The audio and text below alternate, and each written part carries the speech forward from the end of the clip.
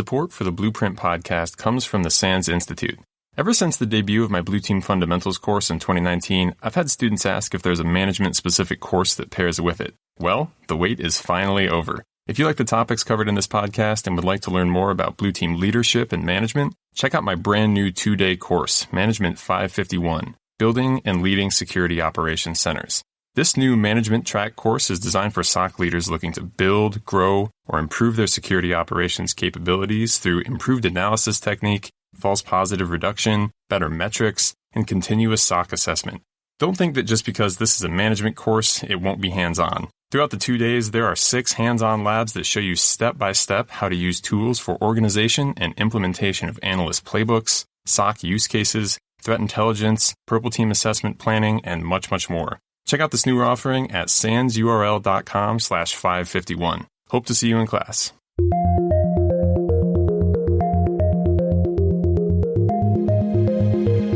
This is the Blueprint podcast, bringing you the latest in cyber defense and security operations from top Blue Team leaders. Blueprint is brought to you by the SANS Institute and is hosted by SANS certified instructor John Hubbard. And now, here's your host, John Hubbard. No matter how much time you spend on information security, there's always more to learn, and often that learning goes hand in hand with doing labs, contests, and experimental dataset creation. On this week's episode of the podcast, we have Dave Harold and Ryan Kovar, creators of Splunk's Boss of the SOC Challenge. In this interview, we talk resources for self-training, practice dataset creation, and some of the many challenges and solutions Dave and Ryan have found while creating a full-on network simulation of an advanced attack on a corporate network. If you're looking for resources on learning blue teaming or trying to get started making your own lab or simulated attack data, this Blueprint episode is for you.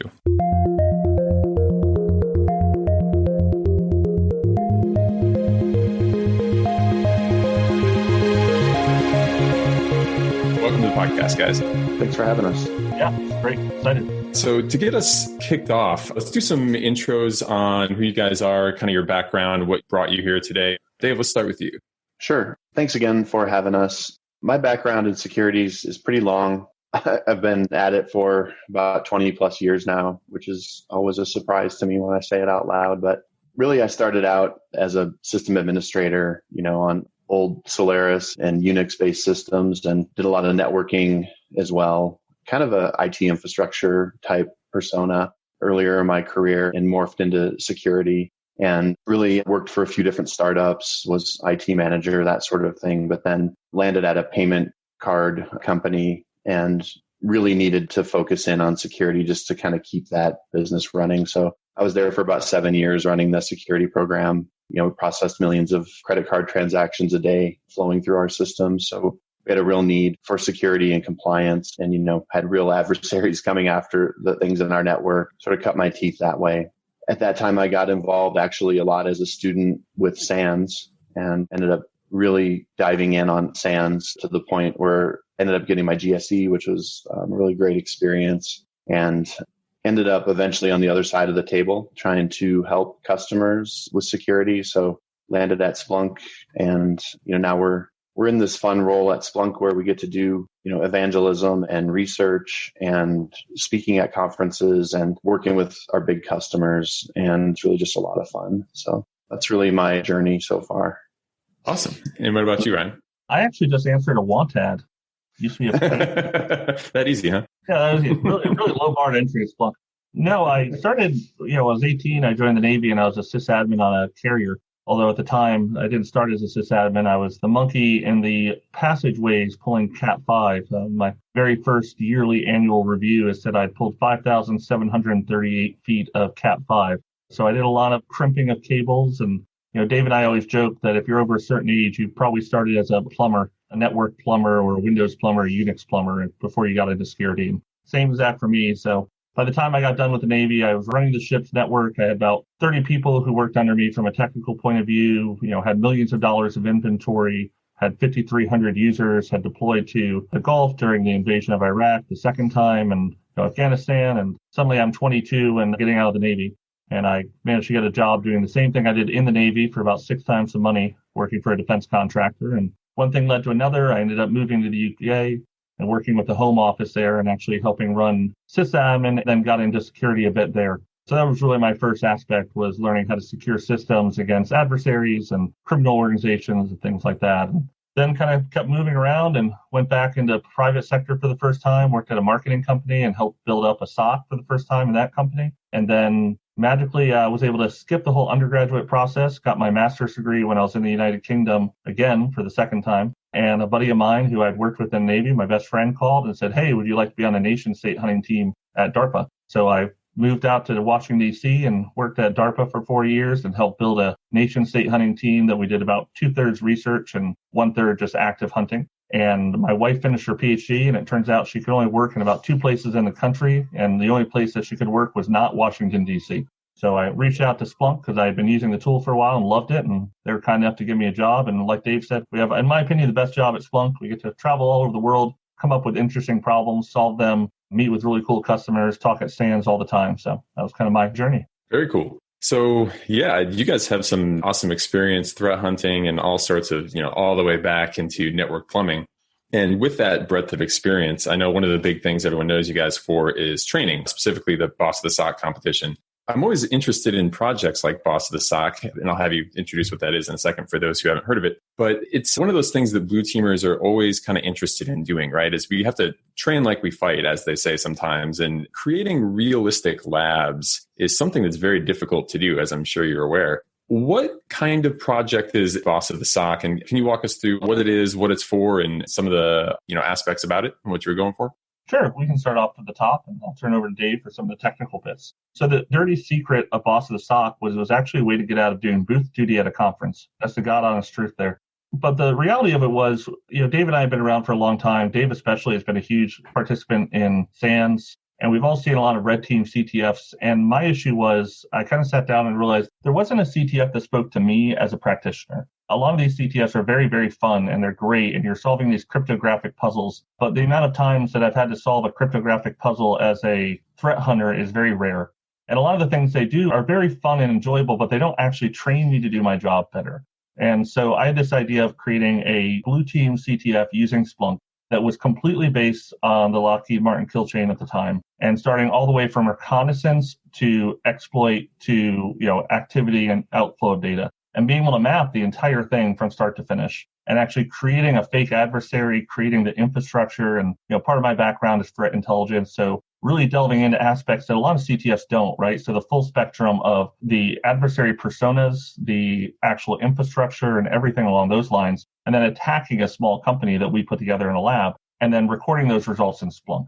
And that's kind of the idea that I had. And I met Dave in a pizzeria in Denver and kind of pitched the entire thing to him, let him take over and explain how he thought I was a little crazy at first. And then we spent hours in his basement.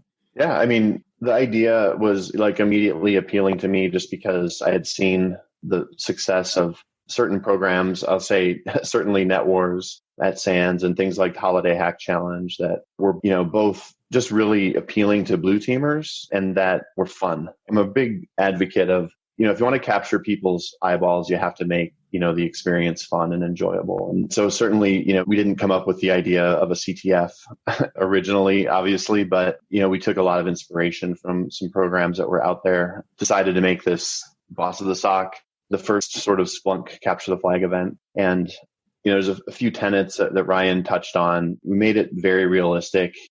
Basically what Ryan kind of started the first year and we've carried through is really saying, okay, we're starting with an adversary and we're going to give them characteristics that real adversaries have out in the real world. And, we're going to make that very realistic. If we're trying to emulate, a certain APT group, then we're going to use those, the techniques that they use, and we're not going to, mix it up with other groups to confuse the issue, make things very, very clear that way. And that's really sort of set the stage for everything that we do in bots now. So what we'll do is we'll take, say, hey, this year, we're really interested in APT 29 because they've been active, say, in a particular year. And what we'll do is come up with a few different scenarios that we're going to include in Boss of the SOC. And we'll have scenario owners who will build a realistic scenario using those same techniques. And, we'll emulate a victim as well. We even went to the point where Ryan started this thing where basically we would create a diamond model that represents our fictitious world, including the adversary and the infrastructure and the capabilities and the victim and all that. and, essentially use that to guide us through these scenarios. So we'll have a scenario maybe that's based on endpoint, or a scenario that's based on, web application security. We always have a featured scenario on our, like an advanced persistent threat type scenario. We pull all these together into an event. We'll record the data for each of these scenarios, which ends up being, quite a big thing. You kind of think of it as, I think of it in some ways as filming a movie. We all like rehearse and get our stuff exactly the way we want it. And then we come together and we have, we record all this data. We make sure that it's, all being monitored in Splunk. We capture all the telemetry, everything that we can to sort of capture these scenarios. And then what we have at the end is a really great data set that shows a very realistic attack happening against a very typical, typically configured type of customer. That one part right there, I'll jump in. Like that's actually one of the most contentious things we do, is because we really restrain there's a whole list of commandments and we always forget them and make them up again. But the only one we always remember is thou shalt keep it real. And so we do a process that's very familiar in SANS, a scrub down or a murder board. But this idea of when we propose an idea to our peers, we actually then kind of just pick it apart. And one of the big parts is we say, like, our adversary does X, but the victim is usually the small company we created called Frothley, which is a small home brewing company that happens to be very poor tech leaning, but we have to be realistic. They're not Lockheed Martin. They're not eBay. They're not a giant, huge conglomerate. So why would an adversary attack them? And if they do, what are the resources they realistically have to defend against an APT threat when there's only one or two people? And so we really pick apart. A lot of times there's really cool things we want to do, but the reality is like they're just not going to have that third firewall in a air gap network. They're going to have a crappy Linux box under a desk. And that provides us a lot of interesting things. Or other times, one year, we attacked a system and we decided that we're going to have a fully up-to-date Windows 2012 R2 patched system. And we're going to use Joomla and we're going to pivot off that, and we're going to get into iUser 32 and then pivot and take over the system. And after 2 weeks, I was like, what's really hard to do is getting out of that user. And so we just left it because it's realistic. It's, we kept all the data of that adversary attacking and pivoting and trying to get out of that user and trying to escalate permissions. And I just couldn't do it. And so we recorded all that. And that's actually in the scenario because that's really what happens, right? An adversary gets in and sometimes all they can do is get in the screen door. They can't get into the padlock. Yeah, sure. Yeah, sounds like you guys put a ton of thought and effort into that, which is really cool. In terms of the techniques and such you use, are you using like cutting edge attack techniques and exploits, or are you trying to use the old school stuff? Because obviously, if you look at the data from like a Verizon DBIR or whatever, the exploits that have been used in many incidents are like sometimes 10 to 20 years old. So are you guys trying to mix it all up and make it realistic like that as well? Yeah, it's a mix, right? Because that's what happens in the real world. But the part of keeping it real, honestly, is understanding that, oftentimes attackers are only going to be as sophisticated as they need to be to get what they're after. We definitely capture that. We also do some really advanced stuff too that's super interesting. Our colleague, John Stoner, who works on this a lot, last year got a really interesting domain fronting technique working, which was quite difficult. Spent a lot of time on it, very technically advanced. And, when he finally got that working, we were all like super happy and impressed. But, it's a mix, right? We also do things very simple, right? Like we did a web app scenario a couple of years ago where we just had some basic, web app command injection vulnerabilities in a forum software that we found on the internet, right? And got in that way, which was, I think pretty simple, but also pretty realistic, honestly. So it's a mix.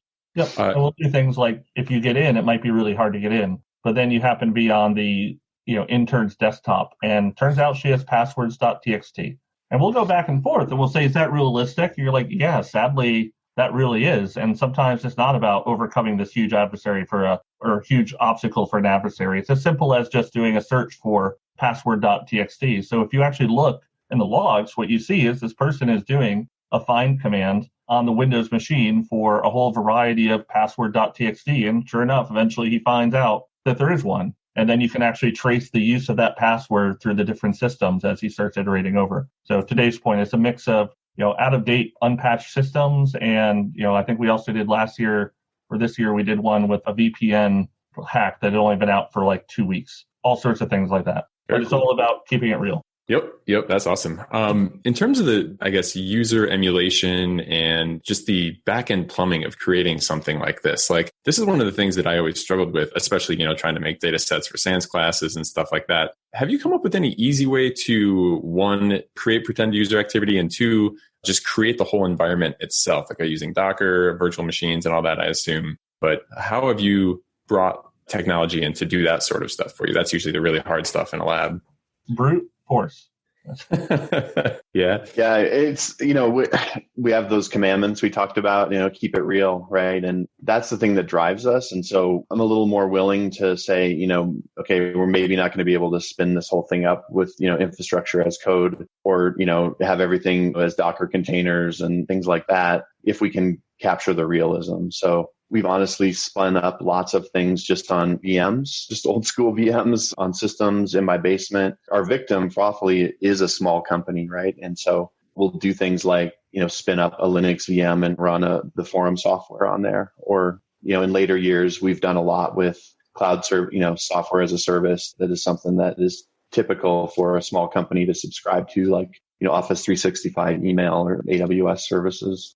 So as much as that side of it appeals to me, as far as we could spin this up in a heartbeat by pressing a button. I love that stuff. I really do. But for bots, honestly, a lot of it has just been, okay, what would Frothly have done? And, we do that and we keep it honestly quite simple in many regards that way. A couple of years ago, we got really excited by the idea of using the Amazon Windows desktop idea, right? That service they spun up, like, oh, this is going to be great. We'll get 100 of these. We'll get volunteers from our company to log on. Well, then we started bringing the logs on, and they do not when you RDP into an Amazon remote desktop that's hosted in that service, it just doesn't look and feel the same way as a desktop as it would in a small business, a small brewery in San Francisco, right? It just is very different. And honestly, because we're doing this so much for training, it would be hard to really look people in the eye and say oh, well, just ignore this part of it.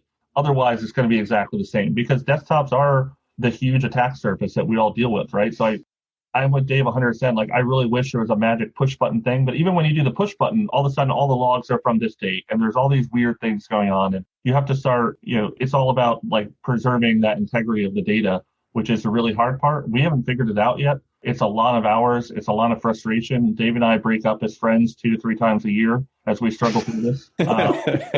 Dave talked about that week. It's a long week where we probably won't this year, but usually we get about 15 people in a large conference room, and it's 12 to 15-hour days of rehearsing and verifying and finding out that Amazon just released a new patch or a new update, and all the stuff you just spent 3 weeks working on is no longer valid. Or, well, it turns out that Windows 2012 R1 is different than R2, and that the system you worked on is R1 and what we put together is R2. And now we need to get a new vulnerability that works there that wasn't there last time. And to your point, John, no, we don't have a magic answer. If we do, we'll call you for our new startup. Yeah, that sort of thing is always super frustrating and difficult. So it sounds like, just the old school way of planning very carefully, doing it all real time is the way to go. I was looking through the V4 website for Bots V4, and you guys mentioned ICS and SCADA data going into there. You guys have found a way to weave that in as well? Yeah, we bought a nuclear power plant. They're very cheap in Ukraine right now. We got a discount on one from Japan. I don't know why, but yeah, we were lucky enough through SANS, actually, and through some previous lives that I had. We happen to know Rob Lee very well, who, of course, is CEO and founder of Dragos. And we talked to them and we said, hey, this year we want to do a scenario using ICS SCADA data. And they're a wonderful partner of Splunk. So they invited us in, and they actually taught us a whole bunch. Dave and I knew very, very little walking in the door. We walked out the door much more terrified, I think, than when we walked in. But we worked with a gentleman, Tom Van Norman, to help develop some scenarios. And we actually went in, and they have a small brewery on site in the Dragos office in Hanover, Maryland. And they actually let us, after hours, we actually attacked it and ran some malware and did a whole bunch of stuff and recorded it mostly in Zeek and then also in their tool and some Windows logs. So they have an actual brewer with actual ICS equipment on. Of course they do, right? Yeah, of course. Yeah, it was the coincidence was amazing, right? That they had that, and that's what our scenario was. So it worked out really well. That's very cool. In terms of the data sets, I know you guys have recently announced you're releasing the Bots V3 data. Could you tell us a little bit about that? That's a great training resource that I want to make sure people know about. We'll be back after a quick break. If you're enjoying this episode, then you're undoubtedly interested in building the strongest security operations team that you can. For those who want to go even deeper, did you know that SANS has not one, but 2 courses that cover security operations centers as well? For the leaders, managers, and directors out there, my co-author Mark Orlando and I offer 551, Building and Leading Security Operations Centers. This course covers building your team, your physical and virtual workspace, getting the right data into your tools, and then focusing on security priorities through everyday execution of important security tasks and building the best SOC team possible. For the technical practitioners out there, my course Sec 450, Blue Team Fundamentals, Security Operations and Analysis is designed to cover everything you need to jump in being the best SOC analyst that you can be. We cover important data types, SOC tools, security logs, malware, analysis technique, automation, and much, much more. In addition, if you want to prove you can deliver the best on any security team, both courses have an accompanying certification available from GIAC. That's the GSOM for 551 and the GSOC for 450. Check out both courses and free demos available on the SANS website. You can get registered today for an in-person course at one of our many events, or go to On Demand and take either class anywhere at your own pace. Thanks for listening. Yeah, so these data sets have sort of a life cycle. We build them really around this time of year, moving into the summer. And then we typically release them at our user conference or Splunk's user conference in the fall. And then we'll run those events for the next year, basically with customers. We'll come out on site and run an event for a group of customers, or at a marketing event or a virtual event. And then after that year, we release that data as open source. Big shout out to Splunk, honestly, for letting us open source that. So we open source that data so you can download it and play with it. We have, I was just looking at the V3 downloads this morning. I think we've had a few thousand downloads of the data. We also open source the questions that we use in the CTF. So the questions, the answers, the hints. And we've had, literally we get an email every time one of those gets downloaded. And I'm thinking we have probably 150 or so downloads of those questions. But you can download the data set, you can load it into the enterprise trial version of Splunk completely free and work through those questions. And a lot of people really love to do that. It's definitely our goal to continue kind of open sourcing the data and probably making it available in some new ways, which I think we'll talk about later. For those who may not be familiar with Splunk or the installation process, or maybe Boss of the SOC data, what does it take to actually acquire this data, bring up a free enterprise trial version of Splunk? Like, how complicated is it to get to the point where you can actually go through the data and start answering the questions? Is that an easy thing to do? Pretty easy. You download the free trial of Splunk, install that. And that's really like, if you can, untar a file and type Splunk start, you can get Splunk running on your local machine. We distribute the data as a Splunk app. So you can install the Splunk app and the data is right there. You don't have to index anything, which is nice because, we don't want you to run into any problems with like the size of the trial license and that sort of thing. So everything's pre-indexed just by installing the app. There's some prerequisites as well, which we have in the README file for things like add-ons that will help you parse the Windows logs and Sysmon logs and, firewall logs and what have you. That part can be a little bit tedious to get maybe 10 or 15 of those installed, but pretty straightforward, honestly. You could really not know much about Splunk and be up and running with the data set in an hour, I would say. Awesome. I know I've used the Docker containers as well to bring up Splunk before. It's like a one-liner, hit enter and go. Does that sort of thing work with this as well? It does, yeah. Splunk distributes we distribute our software as a Docker container now. So, and that's a documented feature out on our website. So if you want to actually spin it up as a container, by all means. Our data sets are big in some respects. Bots data sets are big when you're trying to push them around on a network, but they're not really big from a Splunk perspective. We're a big data platform. So you can easily run that. You can easily run a bots data set on a Docker container without any problem. Very cool. In terms of what's next for bots or what's next in Blue Team training, now that you've gone through this exercise of creating these large data sets, what do you think is kind of like the next realm of where either Blue Team training can go, or what do you wish was out there as something to either make this, easier or more realistic or otherwise? Is there anything you're like, next version, wish I could have this if I had the right tool? God, there's so much there. There's a lot there. One thing we've started, Ryan, the cool thing about bots, and I will just say that, it's a cool thing about CTFs, right? Not just about bots, but they're so powerful, right? They draw people in so effectively. even to the point where we've had to like limit how long we let people play bots, right? We used to run like all day events and people wouldn't get out of their chairs. I mean, you guys, I know, see this in Net Wars, right? Like they don't drink water. They don't get up to use the bathroom, right? And so that's just a testament to how powerful CTFs are. So I guess it's needless to say, right?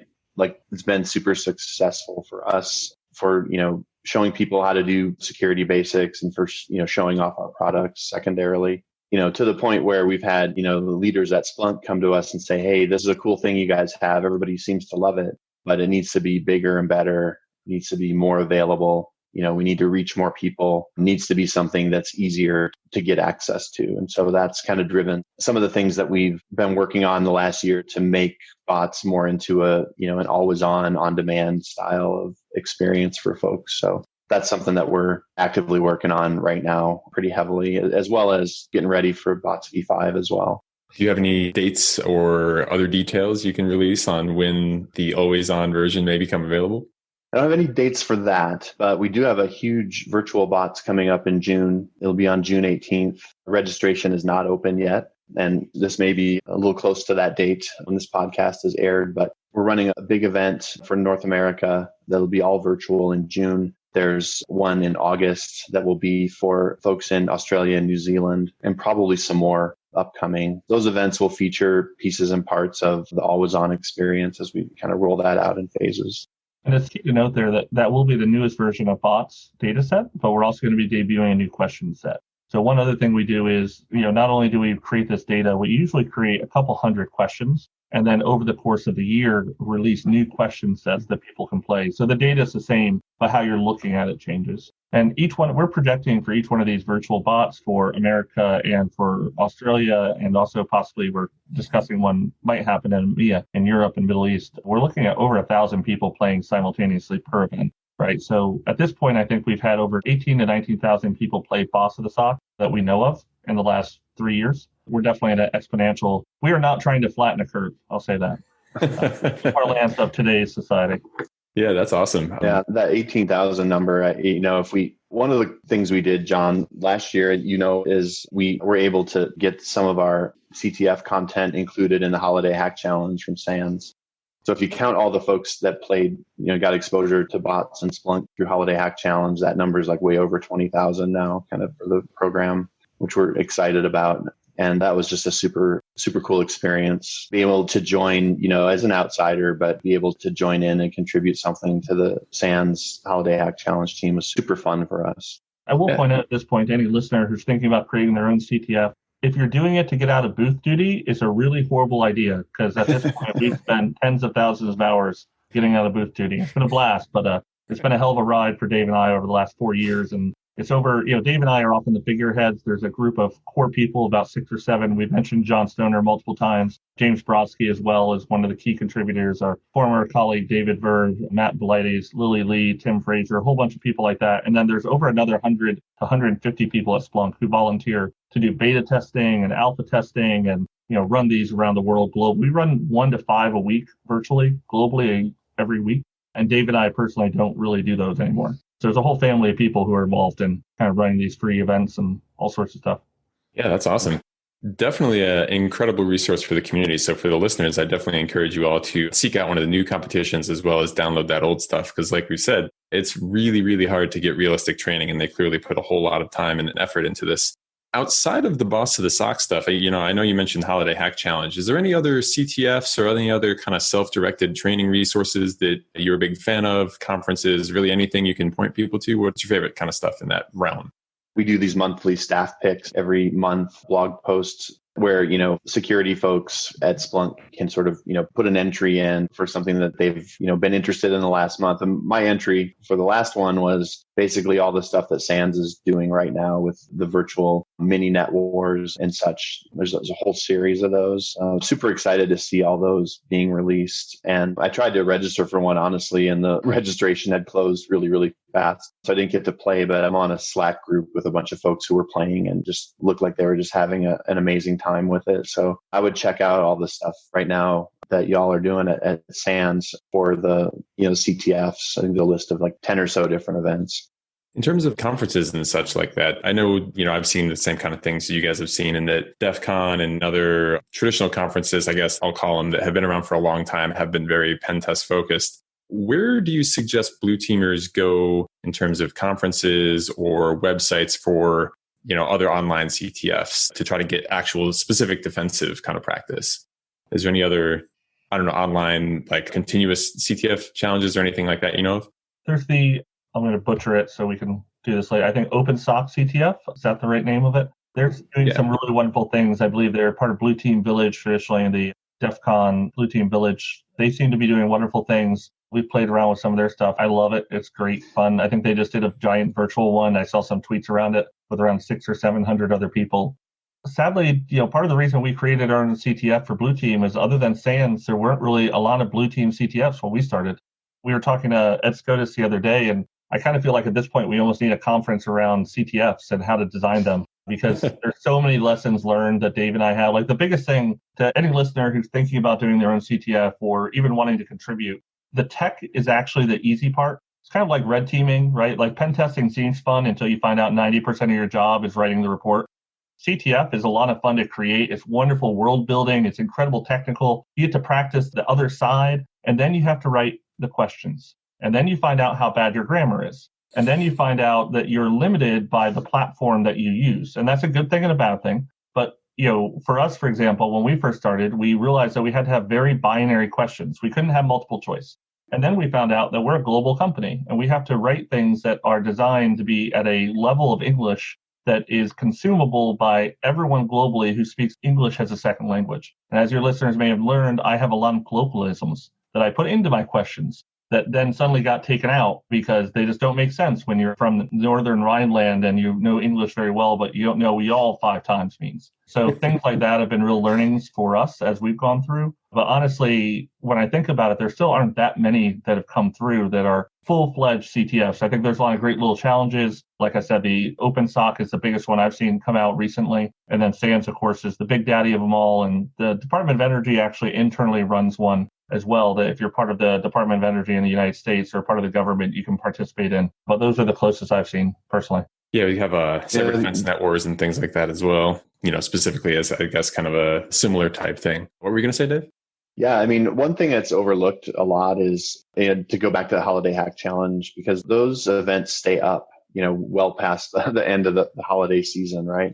And in fact, that was something when we were talking to the counter hack folks about getting into that. They said, hey, there's one hard and fast thing that's going to be a complete showstopper. And that is, if you guys can't keep your challenge up and running, in perpetuity, then we can't, have you included, right? So that is there. And, if you want to go in and get a little bit of experience with Splunk, that's a great way to do it, because you can just go into the Holiday Hack Challenge. You can find your way through to the Splunk Challenge. And there's probably a 1 to 2 hour sort of little activity in there, right? That has training questions and an ultimate final question, which is, it's challenging. It's kind of a medium challenge of their grand challenges inside the Holiday Hack Challenge. So that is a super easy way. You don't have to download anything, right? You can just go to the Holiday Hack Challenge and find the Splunk scenario. And also, obviously, all the other awesome stuff that's in the Holiday Hack Challenge. That's a great, and even you can go back years and play those events. And, I think feels like they get bigger every year, and there's so much to learn in those. And plus the music's great. So,